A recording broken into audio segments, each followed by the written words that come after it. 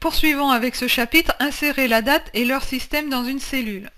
J'ouvre un classeur Excel et j'ouvre une feuille vierge. Alors, à quoi sert le fait d'insérer la date et leur système sur une cellule?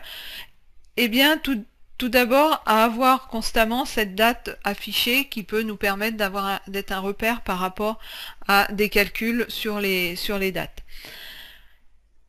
La date et leur système sont gérés par Windows et sont les dates que vous voyez affichées les dates et heures que vous voyez affichées sur votre micro-ordinateur. Alors pour insérer la date et l'heure du système, il vous faut sur la cellule insérer une formule. Donc je vais ici dans la barre de formule et la formule pour insérer la date du jour, la date système, c'est aujourd'hui, ouverture, fermeture de parenthèse. Maintenant, si je veux ajouter l'heure système, la date et l'heure système, c'est maintenant. Toujours sous forme de formule. Et là, j'ai la date et l'heure système.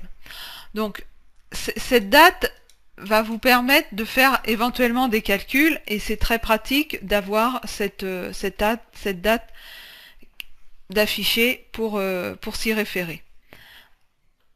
On peut utiliser les raccourcis clavier suivants pour insérer la date, c'est CTRL point virgule, et pour insérer la date et l'heure, c'est CTRL 2 points. Donc vous pouvez, leur système c'est CTRL 2 points. Donc vous pouvez insérer de la même façon ces informations-là, et là vous n'êtes pas contraint d'avoir une formule derrière, vous avez directement la date et l'heure qui s'affiche. Donc CTRL point virgule pour la date et 2 points pour l'heure. Alors attention que l'affichage de la date va être lié aux options que vous avez sur votre PC, les options de langue et de région, d'ajuster la date et l'heure sur votre PC. Également, ici, la date s'est affichée en format date d'office, puisqu'Excel a reconnu que c'était une date. Donc, vigilance, si ça ne vous affiche pas, ici, je vais volontairement mettre en texte et je vais faire CTRL point virgule. Ça m'affiche bien une date parce que ça a reconnu que c'était une date. Par contre, si je viens en nombre, alors là c'est un peu compliqué parce que j'ai ma date qui est bien évidemment bien faite, donc il reconnaît tout de suite que c'est une date et il me l'enlève pas.